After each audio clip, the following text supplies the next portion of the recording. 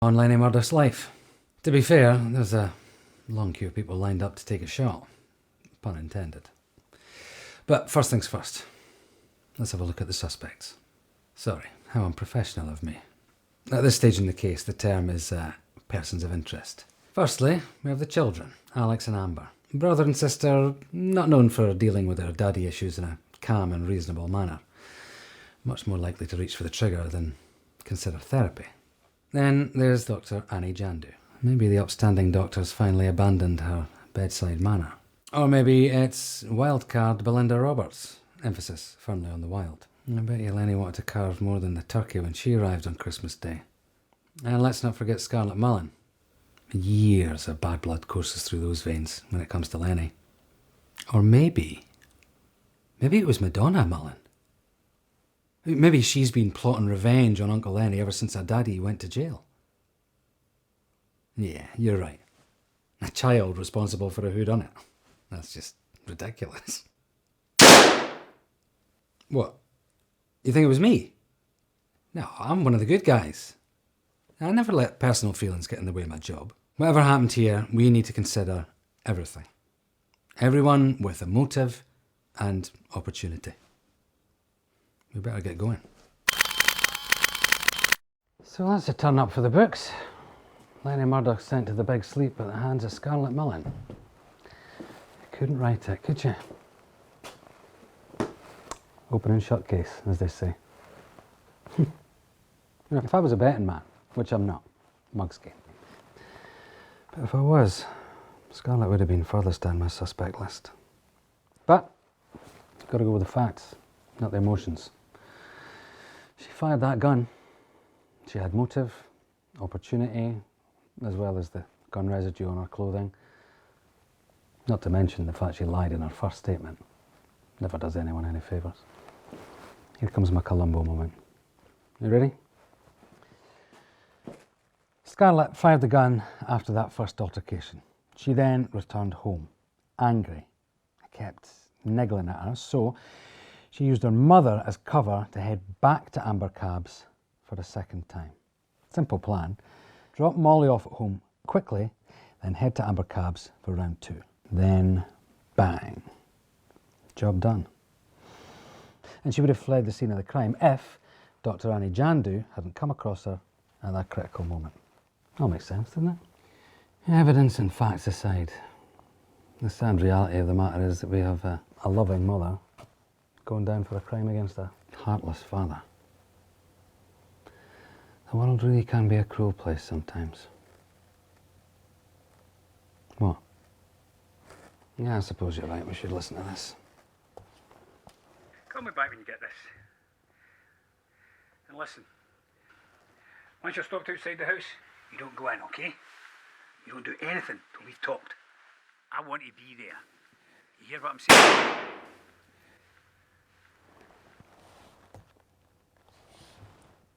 Would you think that was going to help in some way? Not like on the telly, is it? Yep, this is officially the quickest whodunit in the history of whodunits. Honestly, I had visions of overtime forms coming out of my ears on this one. Well, I think our work here is done. What? You don't buy it? Too easy? No, maybe you're right. We should dot the I's, cross the T's. Well, not that I think it'll help, but we could go and check the phone records, see what time Lenny left that message. What do you want me to say? You were right, I was wrong. Yeah, maybe I jumped the gun charging Scarlett. See what I did there?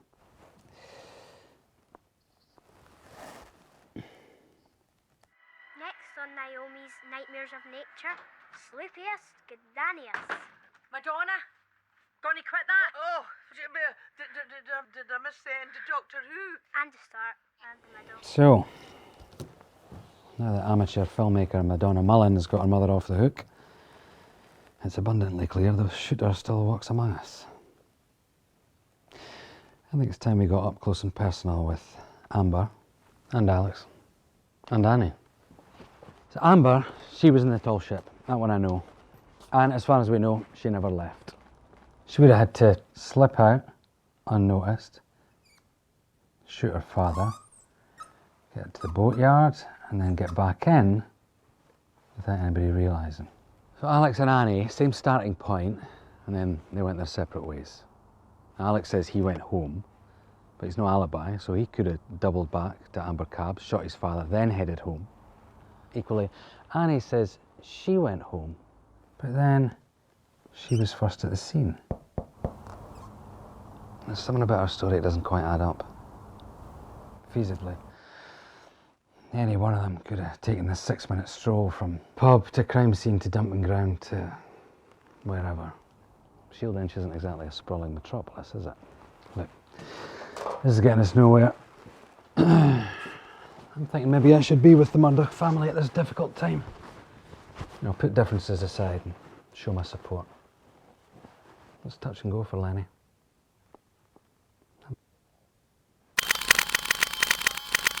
Hand it to Belinda. That woman certainly wears her crazy heart on her sleeve. It's a bold move trying to get to Lenny in a hospital. Was she trying to finish the job she started in the first place? It makes sense to me. When they do say love makes people do crazy things.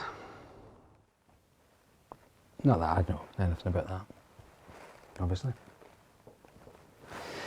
It's Belinda Roberts' phone, recovered as part of the investigation. It tells us everything and tells us nothing.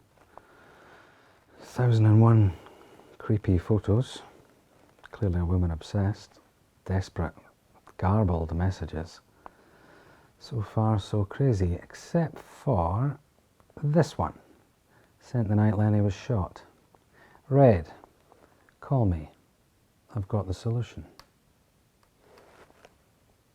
What does that mean? Well, after her attempts to nurse Lenny back to death, what else can she be? Yep, that should be our official line of inquiry now. Yeah, some people might say I've got something to gain from Amber's prison wife being back behind bars, but that's just a bonus. So, I suggest we stop looking at all the other suspects and concentrate our attention on finding Belinda. Would you agree? Open, but his lips aren't moving. He seems to be suffering from that affliction that affects most small-time gangsters. Convenient amnesia. One fact remains. Amber has been playing the dutiful daughter throughout this whole ordeal. I mean, she's practically not left his bedside. Is that out of concern? Or is it guilt? Well, we know she was in the tall ship. We also know she had cross words with her father about Charlotte, her daughter, although we are keeping that out of the official line of inquiry. Now, could she have snuck out, confronted Daddy in Amber Cabs, shot him, ditched the gun, and then got back into the pub before anybody noticed her absence? And she's smart, Amber. Very smart. She's not impulsive, which this crime suggests. She's measured, controlled, level-headed. All very attractive. I mean, if you like that kind of thing. She's already been to jail for shooting someone. She's made it pretty clear she doesn't want to go back. Would she really be so stupid as to lose control in the moment and reach for a gun a second time? The quiet ones. Alex Murdoch. Brooding little boy in the corner. He's been trying to keep a low profile since this all kicked off. Poker face of the highest order. Like father, like son, in so many ways. And yet, very different in many others. Ambition. Name. I mean, he's not really a Murdoch, is he? Not completely. Not like Amber. What? You think this is personal? I'm just following the money. And this lot makes for very interesting reading. Murdoch Enterprises business records. Alex stands to make a lot of money. I mean a lot. If Lenny shuffles off this mortal coil. Alex claims he was home alone when his father was shot. But there's no one to corroborate that story, so we have to take the word of a man who is a master manipulator. I suppose if I was to give him the benefit of the doubt, I might think Alex is detached silence throughout Lenny's ordeal's a coping mechanism. People do deal with tragedy in very different ways.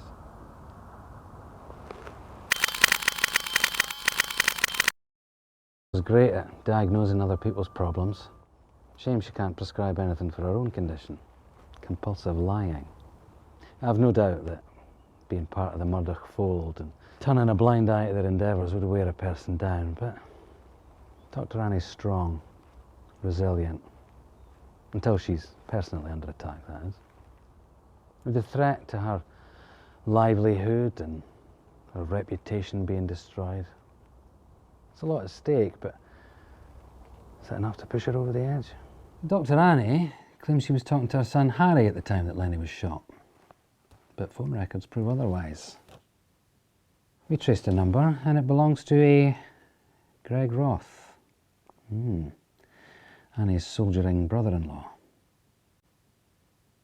Why is that significant? Well, soldiers are knowledgeable in many things. For example, how to hold and fire a gun efficiently. I think Annie met Greg for a little crash course in gunplay. You buy it? Perhaps Annie should have prescribed something a little more subtle if she wanted rid of her problematic patient. Nothing new to report. No fresh leads on Belinda, no new developments, no new suspects. Oh, I know what you're thinking.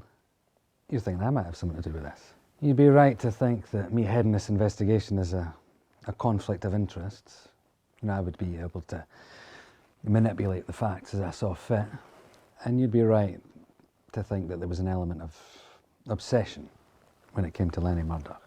You'd also be right to assume that I was helping Amber Murdoch protect her daughter using police resources. But you're wrong. I didn't shoot Lenny Murdoch. I spent most of my career pursuing the man. I want him in jail, not in a coffin. Yes, he's slipped in it a few times, and yes, that's been frustrating. But, well, a bullet's too good for that man, in my eyes.